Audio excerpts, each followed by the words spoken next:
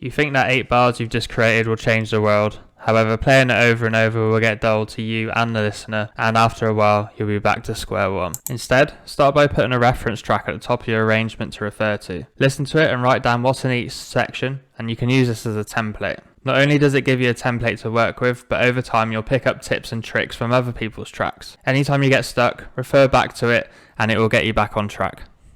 Personally, I like having mine at the top of the arrangement. It doesn't get in the way, and it's easy to refer to. Mixing up patterns within your track can make it unpredictable. For example, with these hats, if I just use one on every beat, it does sound a bit robotic. However, instead, mix up the pattern, and with audio effects, use automation to give it movement. Just for example, I've got overdrive on these hats.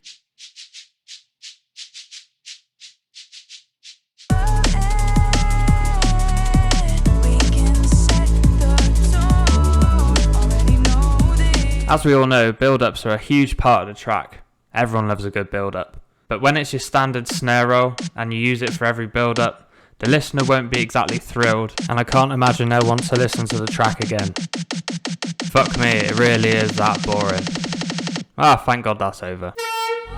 To mix it up, do a snare and kick pattern. Have an ARP in the background with some automation. Tease the listener with what they'll hear next.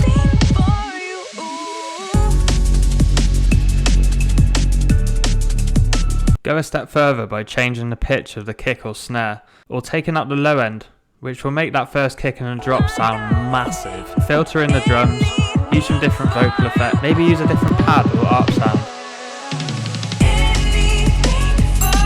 Anything the listener hasn't heard yet will be greatly appreciated. For the drums, automate some reverb and perhaps some delay.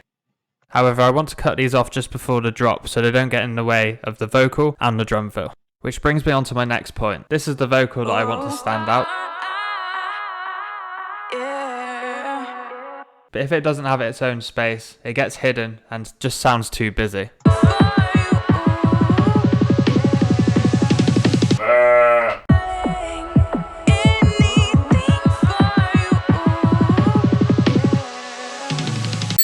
So you can use vocals in a variety of different ways to create moments within a track. Using vocal effects throughout keeps it unpredictable and to complement the lead vocal too. I've used many different background vocals to fill the gaps and to change things up throughout. And that vocal I mentioned earlier that I gave space to is something I haven't introduced yet, so unveiling new vocals as the track goes on definitely keeps it interesting.